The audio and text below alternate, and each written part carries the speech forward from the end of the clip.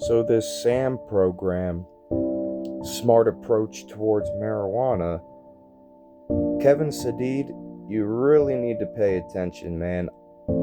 I know that you're being funded by private investors to boycott cannabis legalization because most of your investors are for the pharmaceutical and oil companies, and a lot of, affairs and interests are not the same. But my problem is, if it's a smart approach against marijuana, why are you trying to combat legalization instead of focusing on educational resources and limitations or implementations of separating it instead of only focusing on a medical only state?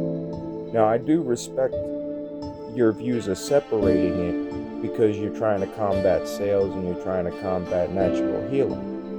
That's fine. But I feel like it's more so that you're trying to limit the expansion of alternative fuels and alternative energies by using, the hemp products. And honestly, it doesn't surprise me none. The whole reason that the boycott and the prohibition in the 30s was put on hemp had nothing to do with its use medically or recreationally. It had to do with its use in industrial production and combated the capitalism plan of organizations and corporations from being able to have a powerhold in wood, lumber, oil, gas, natural resources, and the automotive industry is also at threat. Because what I am now finding out, there is a business in California, probably why it's being attacked, all of Southern California is being attacked, and they put in 2 new major manufacturing organizations there. One takes hemp and buys the waste from the farmers and recycles it into what? New biodegradable, all-natural plastics to replace petroleum-based plastics. This company also produces new forms of lumber that are stronger than any forms that the lumber industry produces to build homes that last longer, are more durable, and need less upkeep and have less room for disintegration due to termites in use. Thanks to them building a new hemp-based wood that's made primarily for home construction. And this is, I got to look up the name of this business, but they're in Southern California in either Corona, California or Modesto. And that's the one getting hit the hardest. So it kind of doesn't seem ironic to me.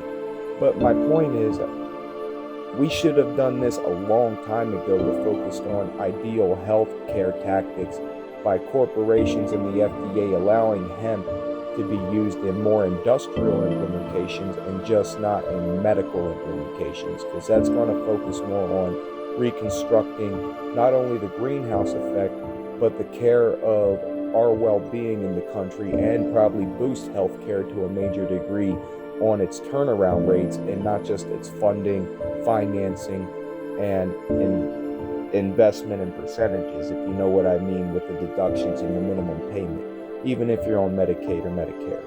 So you see what I'm saying? With them now turning cannabis or marijuana or hemp, whatever you want to say it, into a Schedule 3 on a federal level, this would now allow medical insurance companies to pay for your cannabis for you instead of you paying for it, if you're a medical card holder. If you're just shopping recreational, then you're paying taxpayer dollars back then. But they can't charge you taxpayer dollars outside of the funding that's in Medicaid or in your insurances to pay for your marijuana now. They won't have no other option, because if it is a medical necessity, they cannot require you to pay for it if you're getting this money based on a VA or any form of disability or SSI, SSDI, that your medical insurance will now be required to pay for all your marijuana. That's the way it's going to be required, because there's no other way around it. Not if you're saying that it meets medical purposes for research. That means it means medical purposes for prescription. If it meets medical purposes for prescription, that means you are legally required to have the insurance companies cover either a pro rate or a full rate. So you got big things ahead that are going to have to be focused on state by state insurances, not just on a federal level, because the feds overstep the states always. So how is this going to go? You really can't boycott Massachusetts and Maine from allowing recreational if you're okay with them allowing medical, if you see what I'm saying, Mr. Sadid, and the, SAM program. So y'all might want to pay attention there.